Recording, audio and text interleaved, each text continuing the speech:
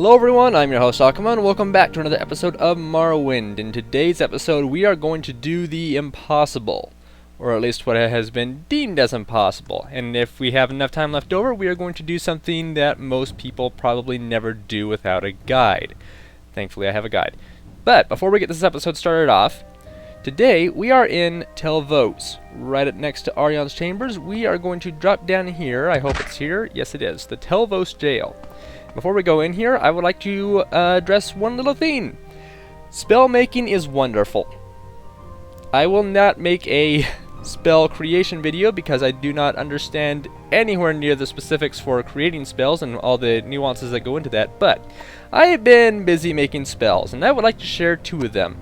The first one I would like to share is all the way down here at the bottom, and it is a spell called, where are you? Spring Shoes. Fortify Acrobatics 100 points for 5 seconds. Okay, that's not too bad. It only costs 30 magic, so if we use this, we can jump about this high. Not bad. Now I've also created a second spell, and this is the fun one, called the Embodiment of Tigger, which fortifies your jump 100 points for 2 seconds. Okay, it lasts less, not quite as long, and costs more magic. So how about if we do this? And jump! Still jumping! Still jumping! Oh, wait, nope, never mind, we're coming back down. We are coming back down! And you're dead if you don't have enough health. Now, let's see. I noticed something very interesting just now that I am going to try out. So I'm going to restore my magic, but to do this, we are going to come out here and get to a point where I can take a nap, because I think that's going to be the easiest way to increase our magic again. Aside from potions, but I'm running a little bit low on alchemy ingredients today, so please pardon me for that. Also, when we take a nap, provided you are not interrupted by scamps, we can level up. We are now level 63. You notice that my luck is pretty stinking high. That's because I have done a lot of in-between episode work, and I'm not going to get into all of that because there's a lot, but suffice to say, I've been quite busy. Also, there is a Guar coming to kill me. I have no idea why. So, let's try out these double spells and see if I can make them work. So here's Spring Shoes, plus the Embodiment of Tigger, and oh, we're traveling. Oh man, we jumped even higher than we did with just the Embodiment of Tigger. Okay, so reaching new heights. And take a lot of damage, enough to actually knock Kevin down, which actually has not happened in quite a while. Okay, and I don't have enough for that. Okay, magic use is going to be a thing I need to be aware of. Gotta create some restore magic potions, or buy some. Anyway, today we are going to go into the Tel Vos jail. I've been doing a lot of things to prepare for this episode and the final episodes, and I found a little bit of a fun spot down in here, and another one nearby, which we will get to later. Down in here, we've got that. But before we go into that, there is a jail over here, and there is a jail over here, and this is the one we are going to go into. You'll notice that the jails are kind of in a bit of a wreck. I actually like to check these potions, see if they have... No, I was hoping for Restore Magicka. Alright, so over here, used to be on this table, we have the Barem Journal entry. Today we finally finished hewing out the 2 main jail rooms and all 6 cells, and almost as if in response to our celebration, several of those roots grew through the wall and took out 2 of our cells. I wonder constantly what those wizards could be up to up there in the tower, but I guess this is the nature of working for the Telvanni. I will inform them again of our construction plans, which they provided to us, and request that they refrain from such actions in the future. In the meantime, my men have begun setting up the necessary ramps and equipment to begin work on the next section of dungeon. Here's hoping it goes better than the first. Barem the Foreman.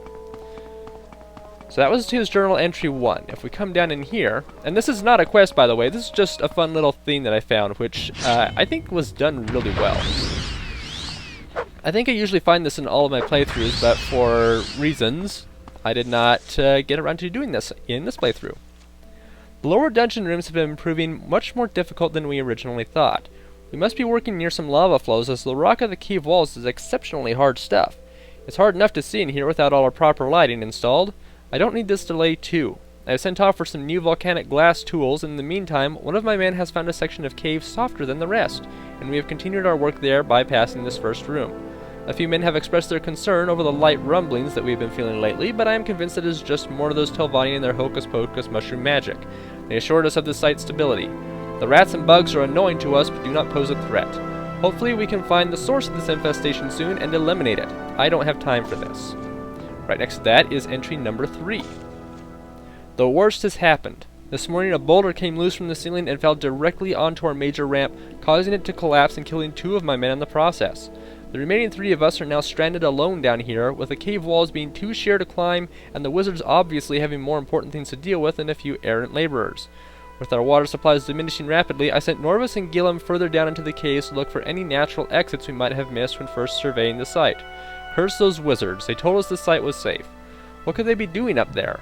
Why are these bugs and rats getting more aggressive by the hour, and why is it getting so blasted hot? So from there, whoops. Did not see you. Actually, I'm going to take that shawl resin. Yeah, because I will need that later. Well, at least they managed to create a place called the Tel Vos dungeon, so kudos to them for that. Go ahead and smash these guys up. And in this room, doesn't seem like there is much in here. There is a journal entry, but aside from the roots growing through the walls, not much. However, Barum Journal Entry 4 says, I found Norvis's head and torso lying in this room, with a large part of the rest of him seemingly smeared along the walls. I screamed for full minutes when I found it, and now all I can do is sit and stare. My only solace is this paper. More roots keep penetrating the walls every minute, and the rocks and lights seem to be taking on lives of their own. Now I fear not only for my life, but for my sanity. Please someone come soon. The rumblings are getting faster and stronger, and I can't breathe this stifling air much longer. What in Vivek's name have these wizards done? The heat. So if we look back over here, we can head down this direction, which will eventually lead us outside, or we can go this way. I recall there being a scrib down here. Somewhere. Oh, well I guess it's going to be a rat this time. So if we move along a little bit further, we find his last journal entry. He is here. Well, that just screams all kinds of magic and goodness, doesn't it? So if we continue on a little bit more, somewhere back in here... Huh. Wait, is that you?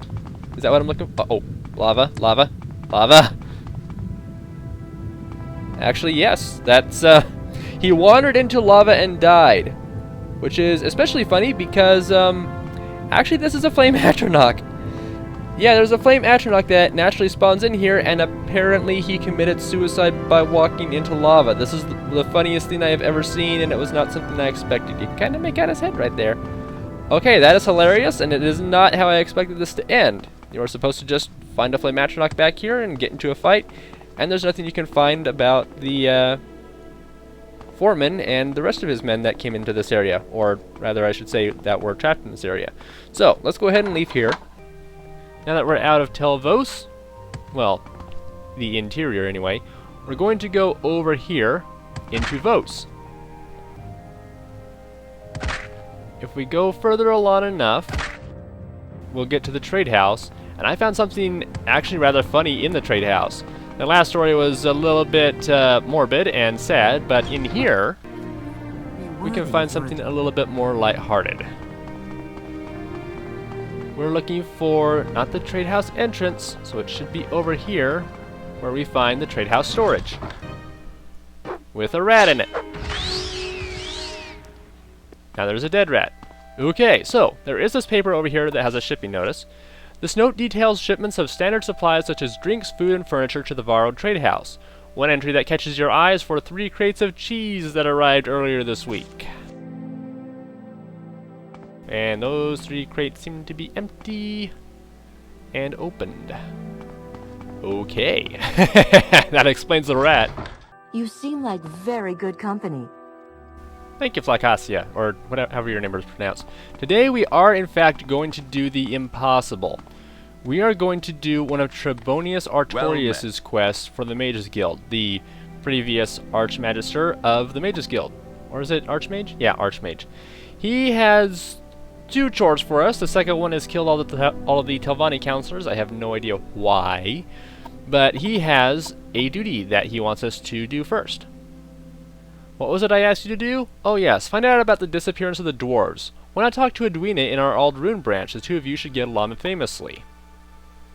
It's a simple task, surely. Just go to some ruins and find out what happened to them. Maybe some people here in the Mages Guild can give you some clues. Okay, so he wants us to find out what happened to the dwarves. Well, nobody knows! Welcome, And the Dwemer. dwarves Let's disappeared set aside our like differences 3 and talk, eras shall ago. we?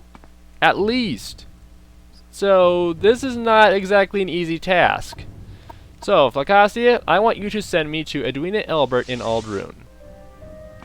Edwina Elbert, after doing much work for the Mages Guild, you'll notice is quite the scholar on the dwarves. Well, I find And myself she is probably the best person to talk to about the disappearance. Actually, we have 3 books at first that we probably should take a look at. We have, let's see, Divine Metaphysics. Okay, kind of hard to read this stuff. Like, really hard to read this stuff. In fact, if you translated it, it's very garbled and in some very strange code, but at least we have a picture of what looks like the giant golem we saw at the end of the main quest. Okay. After that, we have a book called, not that one, The Egg of Time. A rare, one-of-a-kind book, which is probably one of the closest things you can find to figure out what happened to the dwarves. It describes the process with the heart of a Kulakan, and it looks like if you do something wrong, everything goes up in flames. Okay, but again, not translated. Then we have the book The Hanging Gardens. This book was apparently written in Dwemer and translated to Aldmeri. Only fragments of the Aldmeri is readable, but it may be enough for a scholar of Aldmeri to translate fragments of other Dwemer books. There's different stuff in here that sort of seems strange. You can read through them if you want, but the translation ends with a comment in Dwemer in a different hand, which you can translate. Put down your ardent cutting globes, Amthilde. Your Aldmeri has the correct words, but they cannot be properly misinterpreted. So after collecting these 3 books, let's speak to Edwina Elbert about the disappearance of the dwarves. More interruptions, Archmaid? Do you want duties? That seems a little bit broken there. Let's ask about... disappearance of the dwarves? I don't see it in here. Well, let's ask about these books and see if she won't take them from us. Now, this is an interesting book, Kevin. It appears to be written in both Dwemer and Aldmeri. If you could find a scholar of the Dwemer who knew Aldmeri, you might be able to translate portions of the Dwemer text. This book is priceless in the right hands. Egg of Time? This book is puzzling to me. You might want to ask Hasfat and Tabalus in Balmora. And the last one is Divine Metaphysics. I cannot make sense of this. Even when I try using this Hanging Gardens you found as a translation key, the words simply do not make any sense. I am certain that the author did not know any magic himself. The essays are probably just the ramblings of some dwarven lunatic. Well, she gave us something to go on, so now let's go over to the Balmora Fighters Guild and talk to Hasfat and Tabalus. You're sort of given a clue to this guy's importance in this quest a long time ago whenever you started up the main quest. He asked you to get a Dwemer puzzle box for him. Would you like to go inside? No? Alright, fine. Well met. After you get him the Dwemer puzzle box, he can make a key from it, which will open the door back in whatever it was. But he does seem to be quite capable when it comes to the Dwemer. So, let's ask about the Dwemer in general, maybe? Let's see, anything interesting here related to what we want? No. Okay, what about the Dwemer language?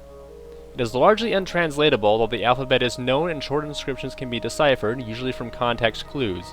Fortunately, many Dwemer documents were written in Aldmeri, which is very close to modern Elven languages. So, Divine Metaphysics? With a Hanging Gardens book as a key, I can make out some of what Divine Metaphysics is saying. It seems to suggest that new gods may be created through some kind of sorcery. I do not know much of magic. Perhaps you should speak with someone who is both a wizard and a scholar. We actually know someone like that. But before we go to him, let's check out the Egg of Time. It is certainly very suggestive. I fear I am not quite able to piece together what is going on. You might want to take these books to another Dwemer scholar, perhaps one of the older Telvani. There's another hint. And Hanging Gardens. Did you tell Senelus Cadicius of this? This may be the translation key they have been searching for. If you find any other Dwemer books, perhaps I could try and translate them with this key. I don't know who that is. I'll look him up real quick to give you some information, because I don't have any notes on him here. Ah, okay.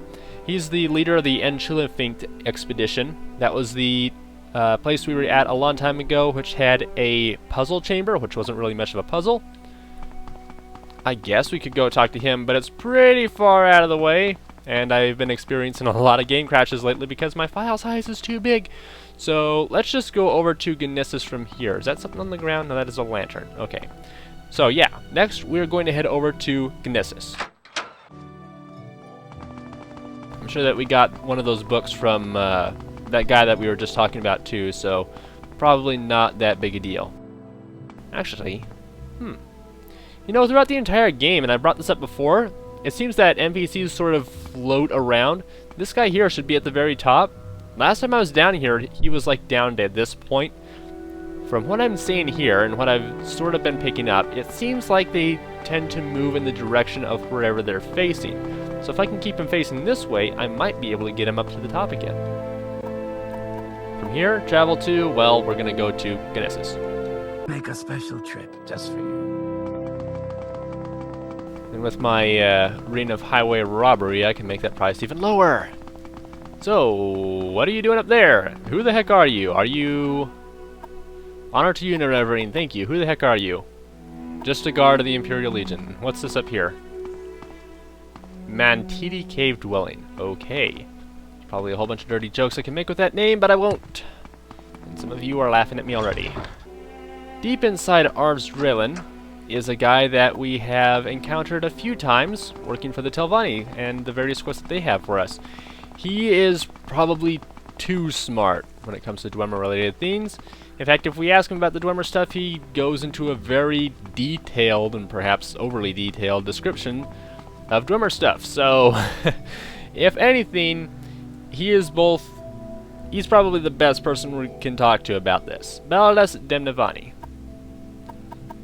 I have, well, we got the disappearance of the dwarves, but let's see here.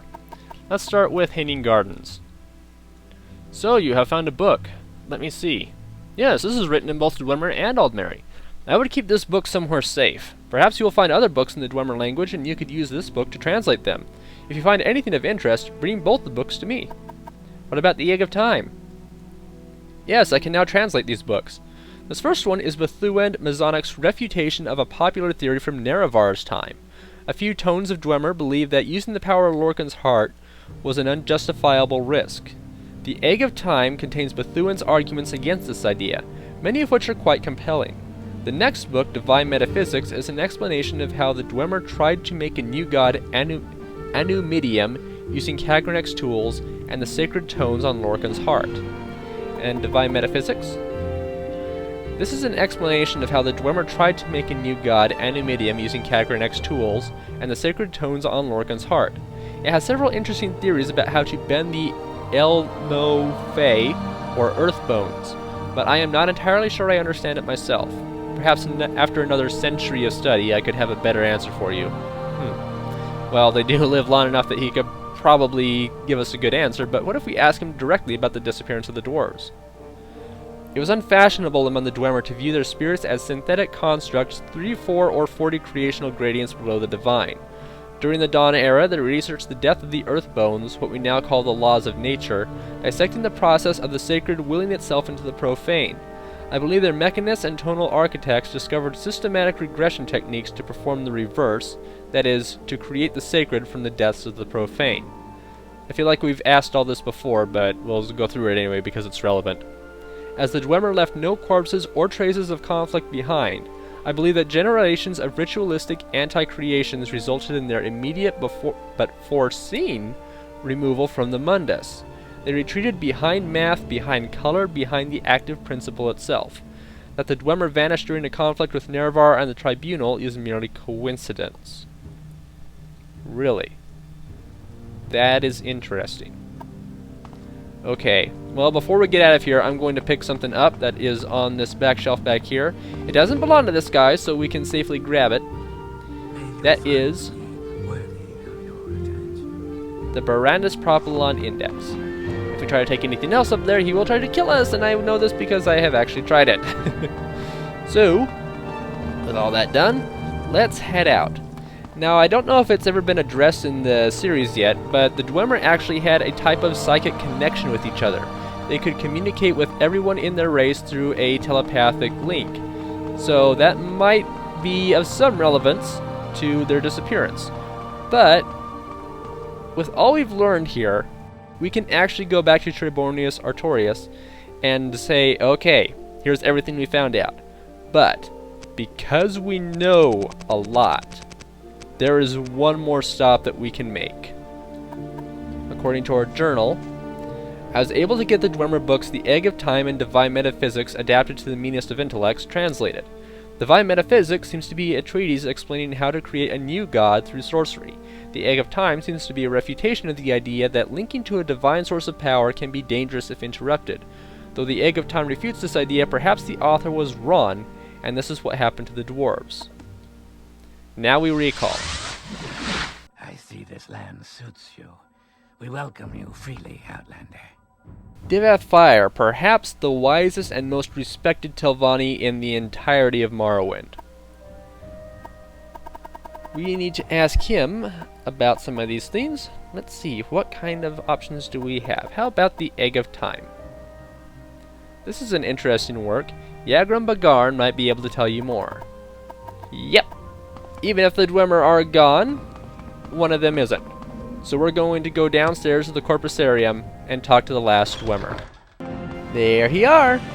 One little interesting thing to note as well that I'm going to bring up before we talk to him is that we actually found some remnants of the dwarves back in the Tribunal area.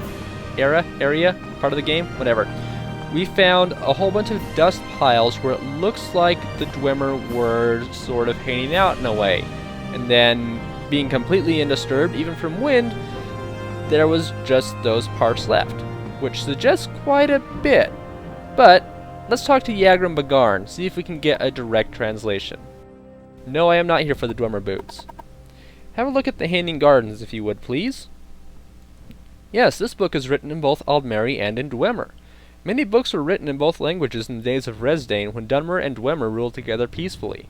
I'd offer to translate, but this is really just a boring travel guide. If you find any other books in Dwemer, I could translate them for you. So, the Egg of Time? By refreshing my memory with Divine Metaphysics, I believe I can explain. The Dwemer were not unified in their thinking, which I'm sure bodes great for their psychic link. Kagranek and his tonal architects, among them Bethu and Mazonic, believed they could improve the Dwemer race. Others argued that the attempt would be too great a risk. The war with Nerevar and the Dunmer may have led Kagranek to carry out his experiments prematurely. Although this book argues that nothing disastrous could result, the disappearance of my race argues otherwise. This book is just an explanation of some of Kagranek's theories. I could spend hours explaining them to you, but Kagranek is dead, and I believe his theories must die with him. Lord Kagranek, the foremost arcane philosopher and magecrafter of my era, devised tools to shape mythiopoeic forces, intending to transcend the limits of Dwemer mortality. However, in reviewing his formula, some logicians argued that side effects were unpredictable and errors might be catastrophic. I think Kagranek might have succeeded in granting our race eternal life with unforeseen consequences, such as wholesale displacement to an outer realm. Or he may have erred and utterly destroyed our race. So, anything more? I cannot say what happened. I was not there to observe. I was in an outer realm at the time, and when I came back, my people were gone. And that's when he contracted corpus disease and has been here ever since. Oh boy, what a bleak existence that must have been. Well, that's probably the best we're going to get from all of this. And do we have anything more? No, we do not. Well, at least we've gotten everything that we could possibly get. We could go talk to that other guy that we were mentioning before, but I don't think he's going to be of any relevance, and the notes that I have don't say anything about him being relevant. So, let's head back to Vivec. Let Trebonius Artorius know that we did the best we could to solve the disappearance of the dwarves. Greetings to And you. we have returned. A pleasure to meet you. Alright, Trebonius, where are you? There you are, with your back to me. How great. My pleasure, really. I'm sure. I, as best I could, solved the disappearance of the dwarves. Oh? Let me see these books, Archmage. Oh, yes, of course. This Egg of Time is quite obvious in its, descriptions of the things that happened. Yes, of course, it is all quite clear to me. I prefer that you wrote a report that, simplified your findings, but I trust that you have indeed solved the mystery. Okay. Archmage Trebonius was pleased when I showed him the 3 Dwemer books. He said this was sufficient and thanked me for solving the mystery of the disappearance of the dwarves. I feel like these books should get a really proper translation in its entirety, and it is a bit of a shame that we can't get the whole story on Kagranek's theories, but that's probably for the best. Although the heart has been destroyed too, so I don't know, there's probably not much we'd have to worry about in the first place. Anyway, that's going to be it for today's episode. It may have been a little bit long, but this is all the information that we have on the disappearance of the dwarves. Unfortunately, this really is everything. So what I would like to see, I don't know if it's possible because they're so freaking busy, but I would love to see Game Theory cover this thing and see if they can come to a more definitive and more easily explained conclusion about this stuff. Although this kind of delves into both science and magic. The Dwemer were very logical and not very magically inclined to a point, and they even shunned some of the Daedra and or gods in favor of logic and reasoning and science. So maybe they were like the Elder Scrolls version of atheists, and then they all died. There's probably a terrible and insensitive joke to make in there, but I won't do it because of reasons. Anyway, that is going to be it for today. Thank you everyone for joining me. Come back next time. We are going to have one more episode, and then we're moving into Endgame. See you then, everyone. Take care. Kevin, why are you looking down? My gosh. Even this far in, and he's still screwing up.